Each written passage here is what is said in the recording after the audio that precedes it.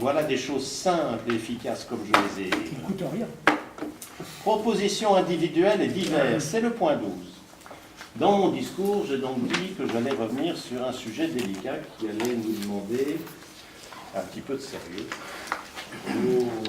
Eh oui, que voulez-vous. Donc, comme je vous l'ai expliqué, logiquement, au 1er janvier 2015, d'après la législation helvétique, les câbleaux-opérateurs ne seront plus tenus de transmettre les signaux au format analogique.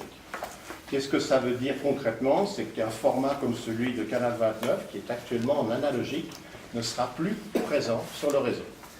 Il faut passer sur un mode de transmission numérique. Sur le principe, ça n'est pas très compliqué. Sur la manière dont on nous laisse une marge de manœuvre pour effectuer l'opération, là, les choses commencent à devenir un petit peu plus complexes. Il y a deux réseaux auxquels nous sommes connectés pour Canal 29 sur la commune. Il y a le réseau des Avanchais, c'est la société Telsat qui le gère, et pour le reste de la commune de Vernier, c'est UPC Cablecom. Nous sommes entrés en relation avec ces deux prestataires de services. Dans le cadre de Telsat, qui est actuellement en charge du réseau aux Avanchais, ça ne poserait pas de problème dans la mesure où eux n'ont pas l'intention de couper la diffusion analogique du jour au lendemain.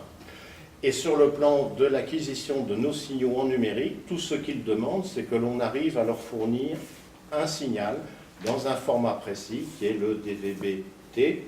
Et à ce moment-là, ils font le nécessaire pour que nos signaux partent dans l'entièreté de la cité des Avanchais. Donc à ce niveau-là, il y aura un coût qui n'a pas encore été évalué, puisqu'on ne peut pas entrer en matière tout de suite aux Avanchais pour ce projet-là. Mais le principe en est acquis, donc je n'ai pas de souci. UPC Cablecom, qui en dehors de la commune de Vernier gère finalement la totalité du réseau câblé du canton, ce qui veut dire que Canal 29 est l'un des demandeurs, mais nous ne sommes pas le seul. Il y a Téléversois, Lancy TV et Canal Honnête. La manière dont les choses se présentent pour transmettre le numérique sur le réseau UPC, c'est de mettre un équipement dans nos locaux, d'avoir un équipement qui est à la réception dans les locaux du PC, et après on distribue les signaux. Il y a deux manières de procéder, c'est soit de le faire tel que nous le distribuons aujourd'hui, c'est-à-dire ce qu'on appellerait un format communal, c'est-à-dire le signal de Canal 29 ne va pas au-delà de la desserte de la commune de Vernier. Soit, et c'est là que pour l'instant, au niveau juridique, j'attends une confirmation parce qu'il me semble qu'il y a une chose un petit peu bizarre, soit nos signaux seraient diffusés sur l'entièreté du canton, du jour au lendemain. Alors que pendant des années, la Berne fédérale nous a rappelé que nous avions un cahier des charges qui était PKZ, et tout d'un coup, ça s'ouvrirait comme par miracle. Donc, de ce côté-là, j'attends que l'Office fédéral de la communication nous réponde. Ça, ce sera le premier point.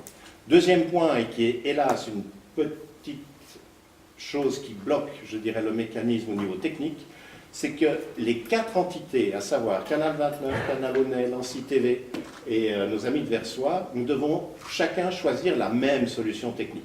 C'est-à-dire, soit nous émettons tous les quatre sur nos communes respectives, soit nous allons tous les quatre au niveau cantonal. On n'a pas le droit de choisir, enfin pas le droit, on pourrait, mais ça va prétériter la manière dont les signaux vont être acheminés si l'un veut faire du communal et les autres veulent faire du cantonal. On en est là. Nous, notre position, c'est de faire du communal. Je ne vois pas pourquoi j'irais transmettre sur l'entièreté du canton. Je fais que la commune de Vernier, je ne cherche pas à trouver des débouchés sur un marché publicitaire ou du sponsoring, donc pourquoi m'engager? Ce qui me ferait peur aussi, c'est que tout d'un coup, on soit sollicité pour aller faire des images ou des tournages sur d'autres endroits que Vernier, puis à un moment, on a déjà du mal à faire ce qu'il faudrait pour faire face aux activités de la commune. Alors, si on part tous azimuts, ça devient complexe. Et là où le bas blesse vraiment, c'est qu'on vient de recevoir les chiffres. Le coût d'investissement au niveau équipement pour faire une transmission au niveau communal, c'est un investissement de 50 000 francs. Si on passe au niveau cantonal, c'est le même investissement auquel il faut rajouter la location d'une ligne parce que nous devons acheminer nos signaux au bâtiment ICC à Cointrin, ce fameux bâtiment brun où il y a un hôtel et puis ce fameux restaurant japonais. Et le coût d'une ligne pour acheminer les signaux, c'est par mois entre 400 à 800 francs, multiplié par 12.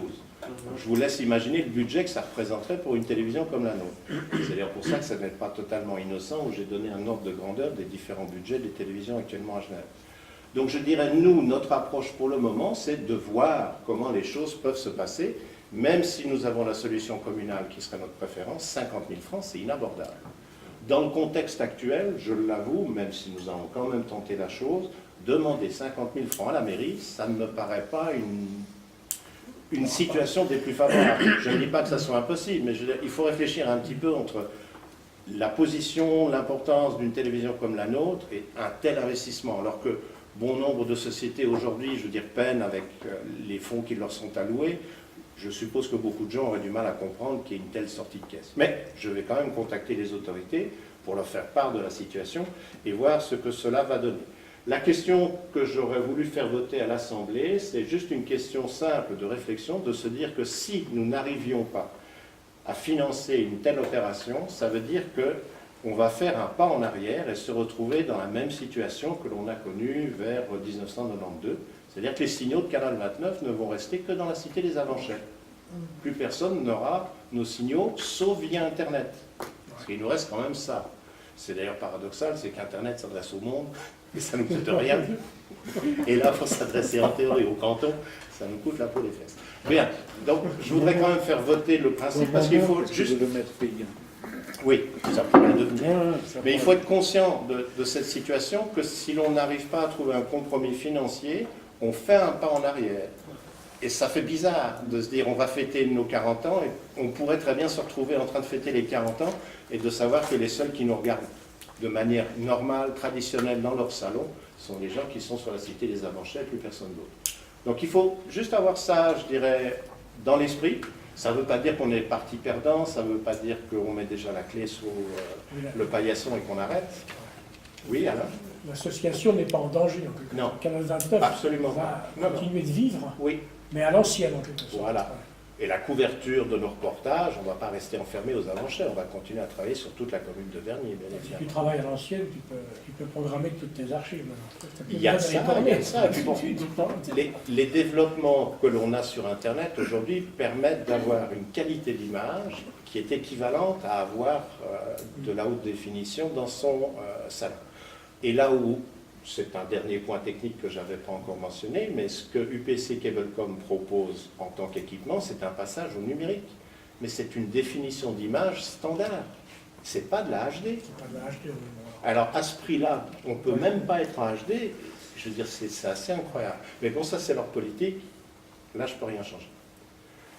Donc, sur le principe de bien comprendre la situation dans laquelle nous nous trouvons, et si jamais elle était dans la situation, on va dire, la plus noire, se dire que nous nous retrouverons au sein des Avanchets, non pas à l'intérieur du château fort, qu'on pourrait croire, mais parce que voilà la situation. Et je voudrais juste faire voter le principe de bien comprendre que si un jour on doit l'annoncer, c'est que, je veux dire, on ne peut pas trouver 50 000 francs qui tombent du ciel comme ça. Hein. De nos jours, il ne faut pas rêver.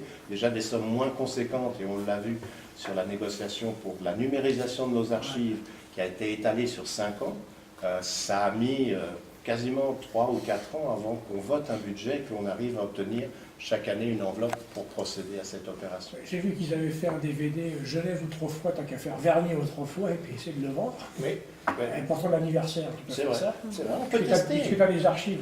On peut tester. Moi, je suis... Essaye. Mais il va falloir en vendre hein, des DVD. Et ça va intéresser qui, surtout?